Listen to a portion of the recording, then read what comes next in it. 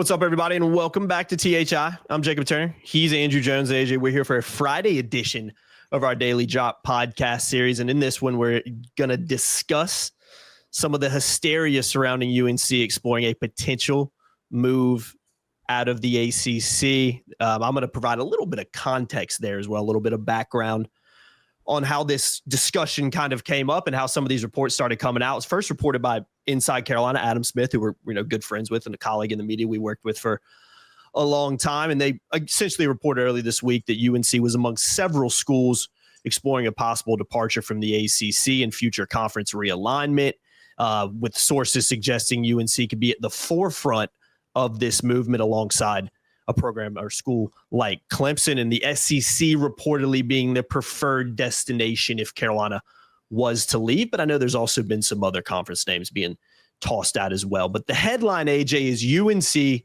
in the SEC. That is what's being widely reported out there by national media.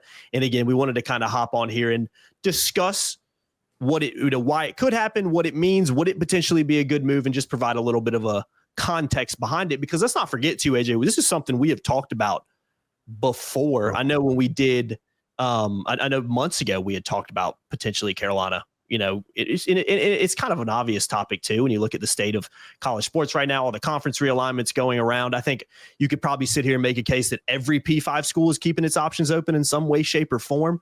But again, I do think it is a very interesting topic to explore, and got to give credit to Adam and Inside Carolina for putting it out there like they did, because it is a very, very widely discussed topic right now. So AJ, first and foremost, when you hear it come out and you hear it kind of being discussed like it is, what's your first initial reactions on it? Because for me personally, you kind of look at it and say, Carolina potentially interested in going to the SEC? It makes sense. I could see that. Well, first of all, Adam did a very good job of the story of just kind of piecing everything in there. We've been talking about this for 3 years. If you go to our message boards, and when all the FSU Clemson stuff started happening, and even before that, that's why that's what we told people to sign up. You get so much stuff there that we don't even talk about here on podcasts. And I've been telling people that Carolina had sort of a handshake offer from the SEC and Big Ten for quite a while. They were the only ACC team to have both. Virginia had one from the Big Ten. That's no secret. We talked about that on a podcast probably 2 years ago, a year and a half ago, a year ago. But we really picked up a lot of the positioning itself for the future if it comes to fruition that they have to leave, or if that becomes a reality. Adam and I have a lot of we've been in a lot of these same discussions. Like he referenced a couple of discussions in his piece, and like I'm sitting next to him in those discussions, because it's been with a handful of media to get clarity on certain things with respect to Bill Belichick being hired, with respect to how the inside the bubble of Chapel Hill, the people that move and shake, who prefers the Big Ten, who prefers the SEC, what does it mean to stay in the ACC and all that. So unfortunately, we live in a time where people take one little part of the narrative and just race down the street with it, and everybody falls. It's like Forrest Gump when he was running from coast to coast. After a while, he's got this sea of people behind him, and it's a false narrative. Yeah. Someone didn't read the whole article, or they got so excited that they thought, well, this is what's going to happen. I want it to happen, so I'm going to say it's going to happen. That's not what Adam reported. Adam and I actually had some fun with it Thursday in Charlotte, the ACC kickoff, because that's not what he reported. What he reported is Carolina's positioning itself. You and I did the podcast like 3 weeks ago at Steve Newmark. Yeah. What did I say in that podcast? Go back and listen to it. They're positioning themselves for the future. That's what this is all about. Mm-hmm. Carolina has, for a while, I think Carolina was slow to adapt. When a lot of these sweeping changes came in, they were slow to adapt. But Bubba Cunningham, and I think Lee Roberts gets a lot of credit for this too, because now Bubba has like a partner in arms there, to make a lot of this stuff happen. Mm-hmm. Very good job at getting a lot of stuff onto the same course, the same track. And that's where they are now. And they very quickly marched forward in heading in the direction of if you stay in the ACC, you are premier with revenue, and you are the premier school in athletic organization. Or B, B1 and B2, you go to the SEC or Big Ten because things break up in the ACC or that door swings open and you decide to take it. You are going into those situations already on the same level playing field those schools are. You already have the financial infrastructure, the organizational infrastructure. You already have the appetite and the culture to operate as those schools do in those leagues. That's what this has been about all along. People still don't understand that before Bill Belichick was hired, Carolina had we talked about it on pods right here. I wrote about it at Tar Heel Illustrated, which we are no longer a part of. We will announce our new venture here in a few days.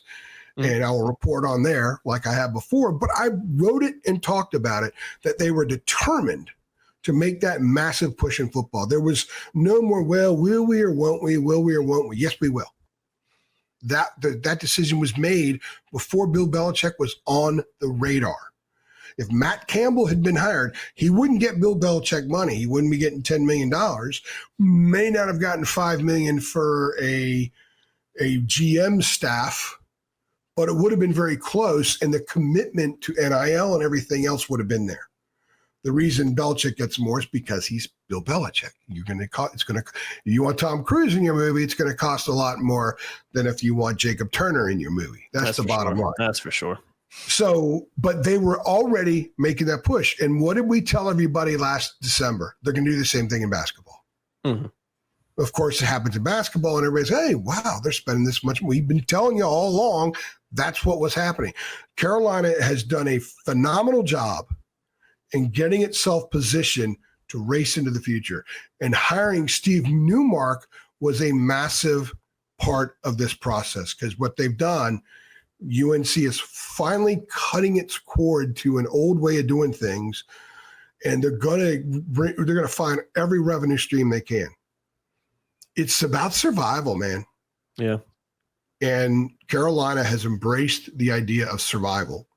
Newmark is atypical. I have not met him, but I talked to somebody that did meet him in Charlotte yesterday and said, man, this guy is not like your typical buttoned up, polished Carolina guy. This guy is about success. He can laugh with you.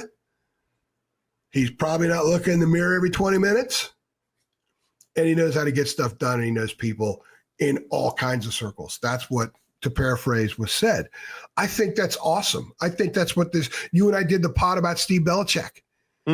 They need dudes that look like him in the football program in North Carolina. They don't need any more pretty boys, so to speak. This is I'm not saying literally here, pretty boys, that kind of thing. I'm just saying just sort of the image of Carolina, the culture of Carolina, the acceptance of Carolina from within and outside. Mm-hmm. So the school has done a really nice, it's still got more work to do. Of course. But Belichick coming in at the time of unequal revenue sharing, with TV ratings being a massive driving part of what schools are going to get, Carolina is in position to be exceptionally well financed. You've also got, and I will refer to Brian Murphy from WRAL again, his reporting on the gambling revenue in state for NC State and North Carolina is extremely good work, mm-hmm. and very important information, because that's additional revenue that those two schools can get. So for North Carolina, the revenue streams are huge moving forward, and it's going to get better for TV. And I believe, and I know this is the longest answer I've ever given, which there's a lot of competition for that, but I believe other things are changing in the ACC to do everything they can to be a little different, to shake the tree some, which is needed. And when you shake the tree, it may open up some revenue pores. And I think that's what's going on, and Carolina is very well situated for it. So, yeah, they could move to the SEC in a few years. It's going to take a while, because right now it's like $167 million or something. Yeah. But by the time Carolina has all four wheels churning in unison, and you've got steam coming up from the back of the train that you can see from miles away, and then they either veer right to the Big Ten, veer left to the SEC, or stay in the ACC. They're ready for the other two, and they're at the forefront of their own league. And they'll be a 2 or 3 years into Belichick. We'll know if it's working or not. Hubert will either learn and prove himself, or they'll move on. Because I know people say, oh, you guys are always trying to fire Hubert. The reality is, and I know this from sources, that he's got to have Can I have another repeat of last year? They've got to become North Carolina basketball again, too. So that's a very long answer with a lot of prongs to what this all means. And we've discussed a lot of these things in parts. Mm-hmm. Adam just did an absolutely fantastic job of putting it into one box. It was a spectacular piece. I told him so. I'm glad he did it because it got the talk out there. But unfortunately, people only take one part of something and run with it and don't take the whole of the piece, because he said multiple times in his story, if they leave the ACC. Yeah, if you didn't read that piece and you just saw the social media stuff coming out, the graphics from these national media, it's just like Carolina is looking to go to the SEC. That was kind of the narrative that was being pushed. And you're right. You have to understand the full context of what's being said to understand that, yeah, that's not really what's being said here. Again, the keyword if, I think, was tossed around a lot, and rightly so. But you're right. Yeah, Adam did a fantastic job piecing that together. Just to provide a little bit of context, you talked about how leaving the ACC in terms of the exit fee is a lot more expensive now. The year where it goes down a lot is 2030 to 2031, where it drops from $93 million to a flat $75 million, which again could mark that kind of key decision point for North Carolina if they wanted to make a decision and maybe jump ship then. But I want to talk to you about the ACC because, AJ, we've been critical about the ACC since Jim Phillips took over in 2021. There's no doubt about it. If you watched our podcast and been on our website, our previous website, Tar Heel Illustrated, you know we've been critical of Jim Phillips' leadership. But do you think the ACC is in a position now where maybe some of that, the direction it's headed in, where it felt like it was kind of trending downwards a little bit? Do you think the ACC is plateaued, or do you think they're and because of that, do you think the ACC is now maybe in a better position now to increase and be a little bit more appealing and go up in competition in football and basketball? Because not forget, I mean, you look at SMU and Clemson last year in the college football playoff, look at Duke this past year in the Final Four. I mean, we could sit here and name countless times that, major college football programs in the ACC or on basketball side have made deep runs in the tournament or been to the college football playoff. I mean, ACC has done well in those respects, but I also don't think I'm speaking out of turn where I say from a national media perspective, I think the SEC is here. Oh yeah. And the ACC is here. But maybe the ACC is on the up and up a little bit. How do you feel about that? I think the general perception of the average college sports fan is the SEC's here and the ACC's here. You think it's that much lower? Well, I read a lot of stuff out there. I like to read comments. I like to know what people think. And I like to know how they think it. It's one thing, the ACC is not very good. Oh, the ACC is trash. Now, this is just a very small contingent of the population, people that care about these things. But you don't find a whole lot of ACC defense out there. Most of the comments are, it's trash. It's doomed. Clemson and Florida State are leaving, although the dirty little secret, and this is why I kept telling people that Clemson and Florida State weren't leaving. I had discussions with people who think they knew stuff, and I kept saying they're not leaving because the grant of rights is as rock solid as it gets. I mean, they fired harpoons. They harpooned the hell out of the GOR for years, and they couldn't crack it. That's why they're still, and I even told you, we talked about a year and a half ago. I think we said on a podcast or I did it on a message board or something. I don't remember what it was. That I think, and I was told this by a very good source I have at Florida State, that really the end game wasn't so much to leave. And the biggest mistake they made was some of their money people gave the impression to FSU people they were going to buy their way out of the league. They were going to leave, and that was that. And suddenly apathy for the ACC just soared at a very odd time. Basketball had suddenly fallen off after Leonard had a bunch of really good teams. Football had that weird season, the really good season, but people wanted out of the league. They had thought, well, we're just running through this league. We need to get out of here. We're too good for it, that kind of thing, which was an ironic take for Florida State fans, given they hadn't really been that great for the most part of ever since the end of the Bowden years. Jimbo had a nice run. That was about it. But Clemson and Florida State had nowhere to go. They had no handshake offer. And the grant of rights was rock solid. Their end game was unequal revenue sharing. We talked about it a year and a half ago, Jacob. Yeah. And they got it. And Carolina was doing a lot of the same stuff Florida State and Clemson were doing, but they were doing it quietly. Mm-hmm. They almost allowed Clemson and Florida State to kind of muddy themselves while they sat back and saw the results and then proceeded forward. That's a smart way to do it, really. Well, it's a very smart way to do it. But I also don't think Carolina, at that time, I don't think that there was an appetite in Chapel Hill that would reflect the school having the guts to do that. Florida State and Clemson had the guts to do it in part because they had the fan base that wanted it. They had two fan bases that have always kind of thought, or at least for a long time, have thought they're better than the ACC. They're too good for this league. And they've always thought, well, we're sort of like SEC schools in the ACC. North Carolina's never viewed itself that way. But it's starting to. You think there's more of an appetite now? Oh, tremendous. And one of the things, and he referenced this in his story too, about Mac Brown discussing, behind the scenes, there's the Big Ten group and there's the SEC group. I've been in those conversations, private conversations discussing this at length. And Mac was very clear when he said, you've got the academic people and certain element of boosters who are all Big Ten because of academics. And then you've got a lot of boosters and high donors and some board of trustees people who are all SEC. They're the ones who go to the games. They'd rather tailgate in College Station than tailgate in Iowa City. And who the hell wouldn't? Yeah, I don't blame them. They want to go to the Grove. I want to go to the Grove. I've been to football games in Indiana. Ain't a whole lot about it, man. Yeah, nothing right home about it.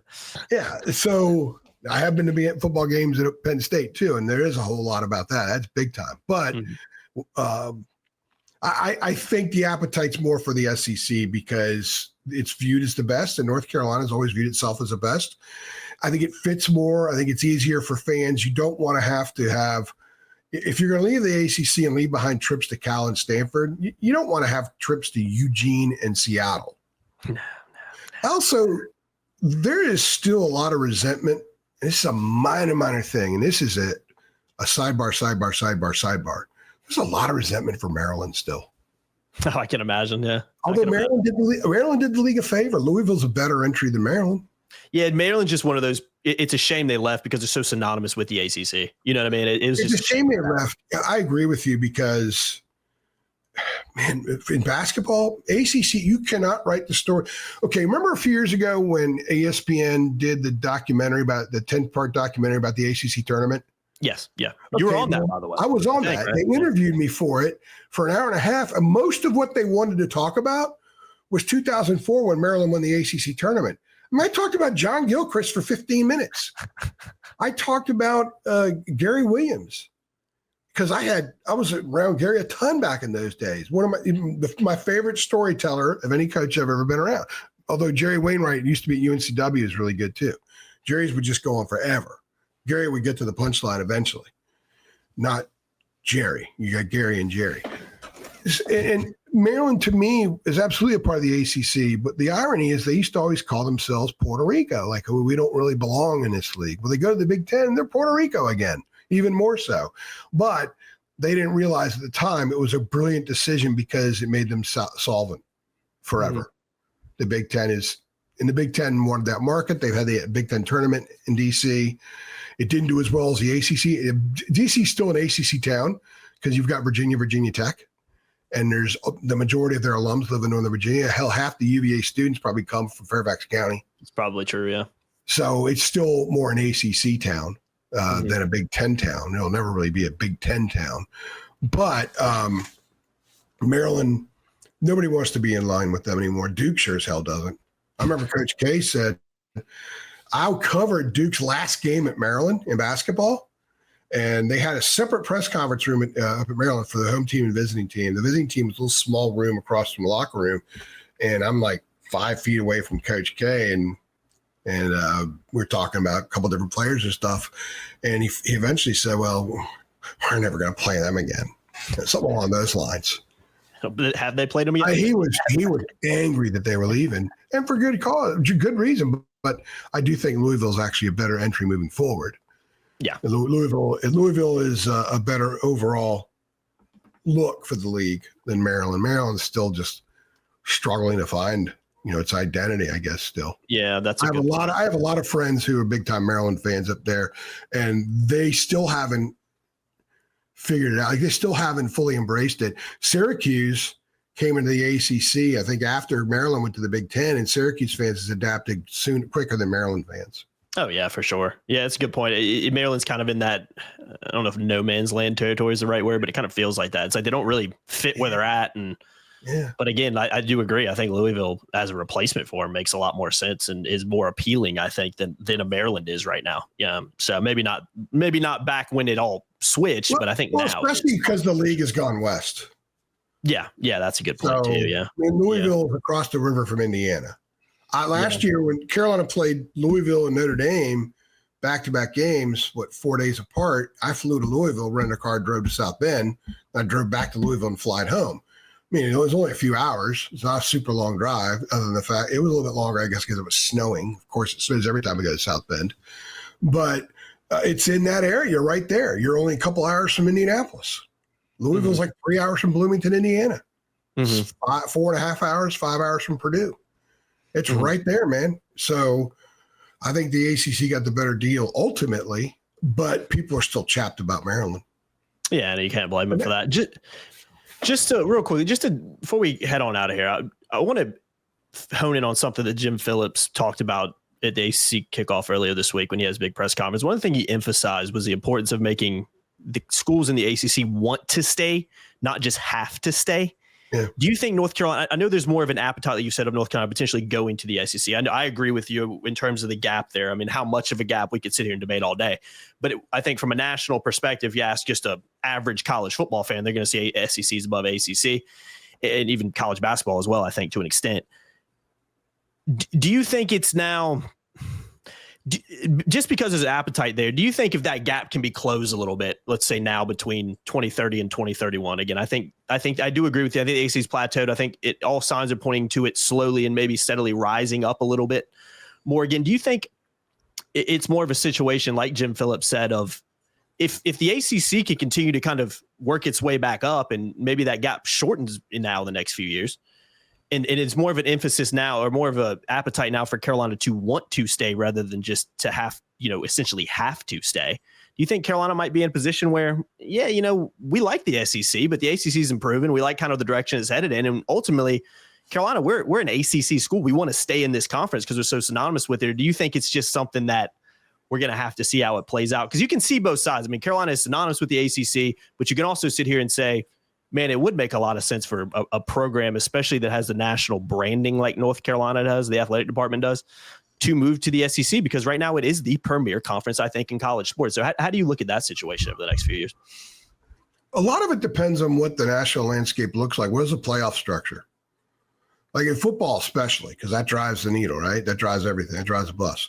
So if the football playoff is expanded and goes to 16, and the ACC, let's say, is guaranteed 3 spots and is in good position to maybe add a 4th, and the SEC gets 4, you have to look, and the ACC has a revenue distribution philosophy of the 60% about TV ratings, like it's going to implement.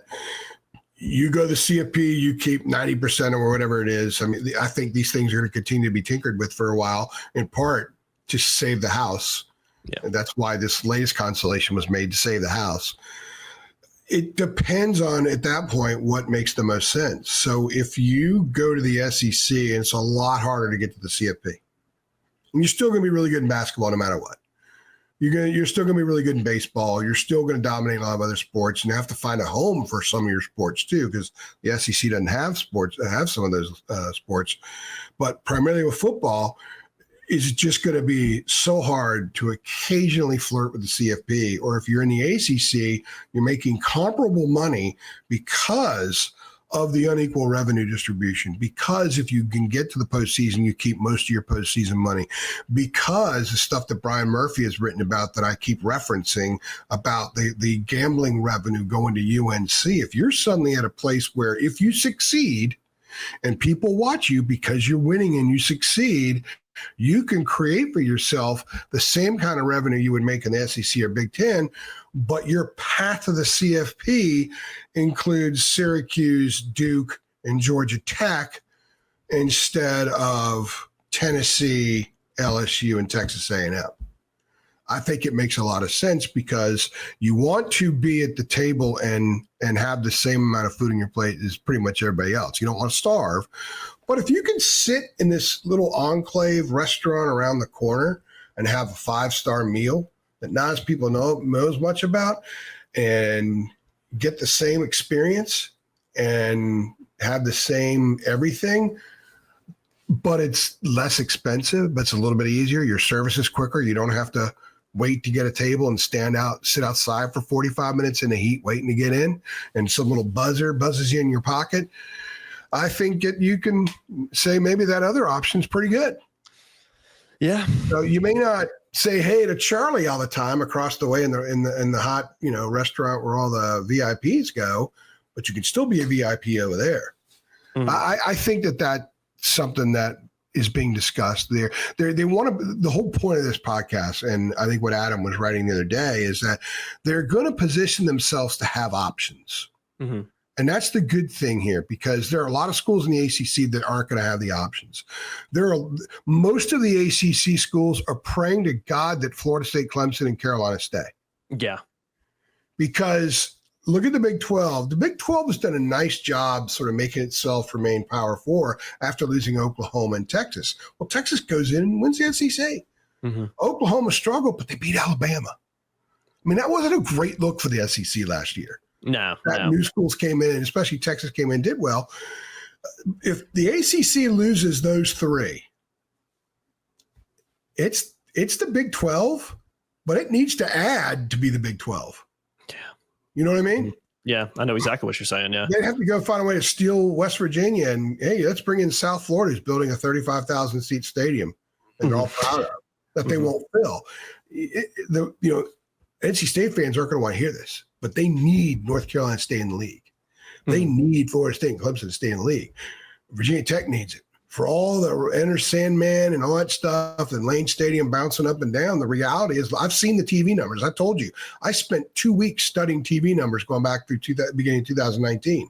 I looked at every school's per game TV ratings, the ones that are available. Like ACC Network doesn't have TV ratings available. But I looked at them all. Virginia Tech's not reeling in 3 million people a game. No. They need those other schools. Mm-hmm. Syracuse and Louisville, for all of what we just said, they need those other schools too. Mm-hmm. So Carolina's positioning itself to have opportunities. A lot of other schools don't have those opportunities. UNC will. They're doing a very good job. Newmark is a great hire. The fact that Bubba's still going to be around just gives more meat to that part of the operation, in my opinion. Bubba can shake every hand on the planet. Newmark can too, but Bubba's handshake's different. So you have two different people with unique experiences that are helping you steer this ship. And I think it's going to be a win for Carolina, no matter what happens, no matter where they go.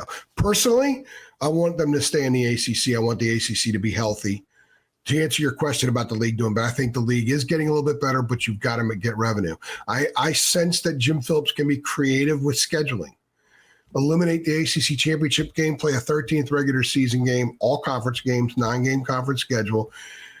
You've got that weekend a load of conference games, more gate money, more TV money. I think that, and you don't have one of your fringe CFB teams lose right before the bids go out.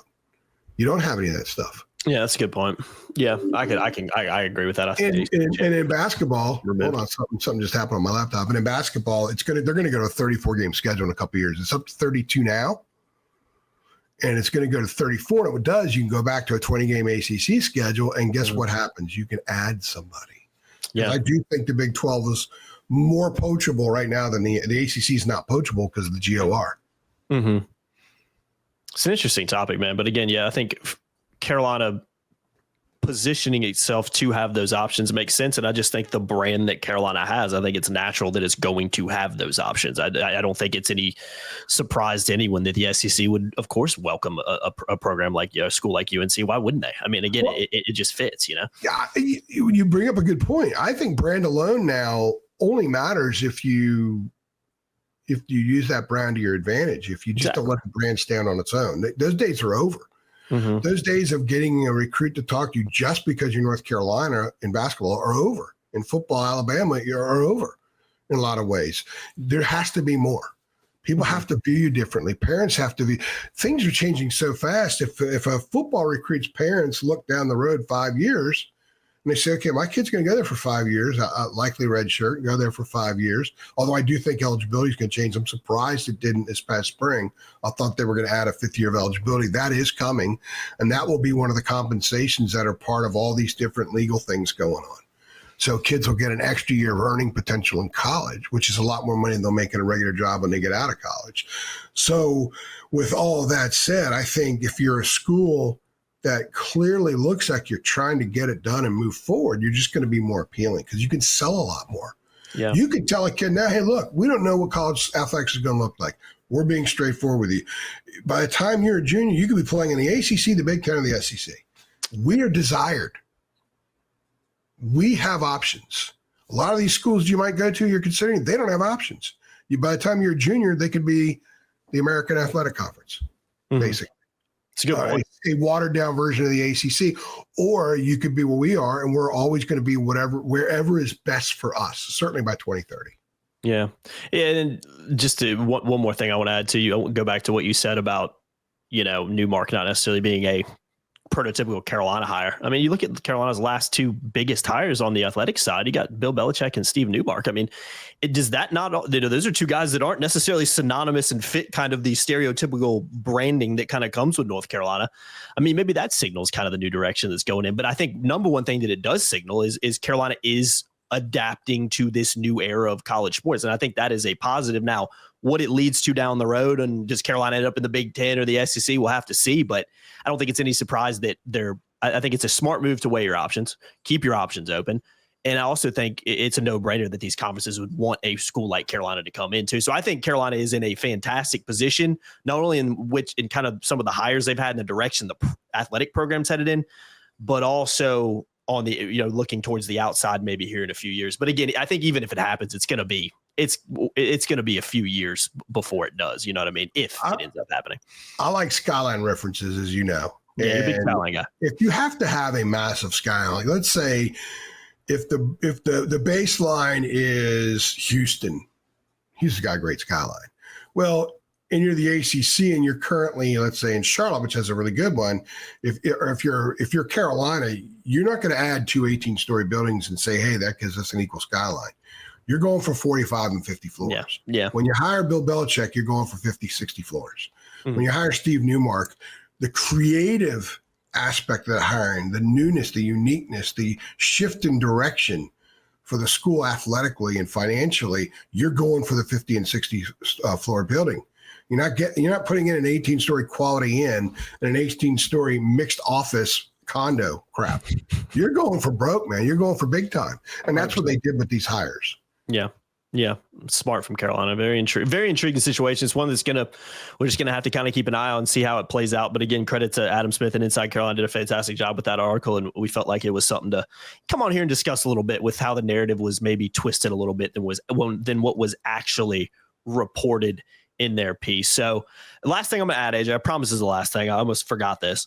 I actually put a poll on Twitter earlier today, and I asked people, again, mainly Carolina fans here, would you rather see UNC stay in the ACC or move to the SEC? We've got about 200 votes right now, 62% SEC, AJ, 62%. Yeah. And I think that speaks to what you're talking about. Even a lot of Carolina fans who, again, grew up and, really like the ACC and probably love the ACC for what it is and what it represents for Carolina, still looking at it and saying, yeah, I mean, SEC's here, ACC's here. I'd like to see Carolina be in the best conference, and maybe that shifts over the next few years. But if Carolina had to make a decision today, I think there's no doubt it makes more sense to go to the SEC. But again, that's not, I'm not saying that's what's going to happen. It depends on, I'm not going to say that 100% because even with the price of doing it potentially, because it wouldn't be cheap. I'm just looking at fans are going to, man, I want to see Texas A&M come to town. I want to see Alabama, Auburn, Florida come to town, all that kind of stuff. I get that. But if you're in the position of being accountable for all that, it's a different take perhaps, because you got to win. Yeah, that's important, isn't it? You got to win. You guys don't like playing noon games. You go to the SEC, Taylor Zarzer's calling your noon game every week. And Taylor's my buddy. Well, he's doing the Titans now, by the way, on the radio. He's a Titans, is he really? Titans play-by-play radio guy. Good for him. So you're noon. SEC Network has like the A, B, and C. You're on the SEC network where they don't even field a sideline reporter. I mean, can you imagine Carolina football and basketball last year in the SEC? They got slaughtered. That's what I'm saying. So it's like you want to, especially those two major sports. I mean, I think they compete in all the other sports for sure and be very good, especially in baseball. But those other sports are like candlesticks in your house. Yeah, they're not. When they're you not have them or not don't really matter, because this whole thing is moving forward because of football A, B, C, and D, and basketball E. Nothing else matters. They're candlesticks. They're floor mats. That's a good point. If even that. You could walk into someone's house. You could go to someone's house 50 times and never know they have a candlestick in there. That's a good point, yeah. And when you turn on sports radio, no one is ever talking about Clemson, Florida, North Carolina, Miami, or whatever, about how great Carolina's women's lacrosse team is. No. Because it doesn't matter. No. Doesn't matter. It matters in Chapel Hill, and it's very important. And they need to fund that and resource it and everything else. But when it comes to the front porch and moving things forward and viability, it doesn't matter. No. Doesn't matter. No. Very, very interesting. I want to hear from people in the comments. Would you rather see Carolina go to the SEC? Are you happy to see them stay in the ACC? Or you maybe kind of taking a little bit of a backseat approach and saying, let's see what happens with the ACC over the next few years, and then I'll give you my take on it. Because again, if Carolina, I mean, the exit fee for next year starts at $165 million. Yeah. 75 million by 2030, 2031. So it doesn't seem like from a financial standpoint, it would make a lot of sense to do it soon, but yeah, no, maybe it's something that happens down the road, because it is very interesting. And who knows what happens with these conference realignments, over the next few years too. I mean, there could be a lot of other movers and shaking parts. So we'll just have to see. There's some good things happening in the league. There's some good hires. What if Belichick helps change the ACC? Fran Brown at Syracuse, if he is the real deal, and there's a good chance he is, and decides to stay there, they change. Mm-hmm. Jeff Braun at Louisville, he's a good coach. I was going to say Louisville, he got that going, he stays. What if Manny Diaz is a lifer? Maybe he's the next Cutcliffe at Duke. Mm-hmm. Mario Cristobal's not going to leave Miami. They won 10 games last year. What if he's finally the guy that gets that thing back to where it was, at least sometimes? They flirted with it a little bit. What if Norvell learned so much last year, and the changes they've made at coordinator and everything else? What if they get back at least to being 9 and 10 in competition with the CFP? All right. What if Virginia Tech finally gets going enough under Brent Pry where people stop talking about firing him, and Lane Stadium really is full? It wasn't always full last year. Ron Rivera at Cal. I mean, that seems like just something. If he gets hired there, or if Rhett Lashley stays at SMU, and SMU is one of these schools where in 15 years you could look back and say that's the size of their stadium when they joined the ACC. Yeah, they could be a lot like Louisville. When Louisville finally got to the Big East in football, its stadium went from stands like this to boom, boom, boom. They built. You go by that thing, it's big. It's amazing. It's a nice stadium. Yeah. And it's a beautiful stadium. It looks modern. I could see Southern SMU playing in front of 55,000, 60,000 people in 15 years if Lashley stays and they pour all that money in and they get it going. In basketball, I think Ryan Odom is a very interesting hire at Virginia. He might get them going, and they'll be appealing to the commoner instead of unappealing. What if Will Wade gets it done at State and stays at State? I know Carolina fans don't want to hear that, but he could be a very good coach. Shire at Duke. What if Hubert gets it going, or they end up going and hiring somebody that takes Carolina to the level it's supposed to be at on an annual basis? Brad Brownell has found a way to make Clemson relevant. Louisville should always be damn good in basketball. Syracuse should always be damn good in basketball. What if they get that going again? Then suddenly the ACC taps its potential, and a lot of the people that are new in place right now end up being really good hires, and I think there's a chance that some of them will be for sure. Then you're looking at a different league from a performance standpoint in a few years, and if they if there are more additions made to the league, they can get a new contract, they can reset some things, and suddenly makes a lot more sense to stay in there if you're these other schools. Yeah. So there's a lot of ifs. I won't answer your question directly, because I think we still need to know.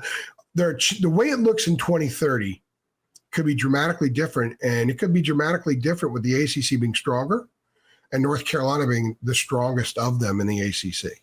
Yeah, it's very possible, man. Yeah, it's just a lot of moving parts. I mean, we're just going to have to see how things play out. But again, when I saw the headlines and everything, I'm like, yeah, it doesn't really surprise me at all that Carolina's exploring their option. I think every P5 school in the country is probably smart to keep their options open and try to position themselves to have the best possible, position when that situation comes, if it does. So yeah, man, it we just have to continue to follow it and see how it happens and see what happens not only in the ACC and the SEC, but just, college sports as a whole, because it is something that just feels like every year there's something new and something different. So yeah, man, it's very interesting times in college sports, and I don't think that's going to slow down anytime soon. I've been Jacob Turner. He's been Andrew Jones. Get involved in the comments. Like I said, announcement coming soon. Stay tuned. Just follow us on our socials and make sure you subscribe and hit the notification bell here, because when we announce that, we'll be releasing a podcast as well, kind of discussing it. So appreciate everybody as always. Like the video. See y'all next time. Thanks.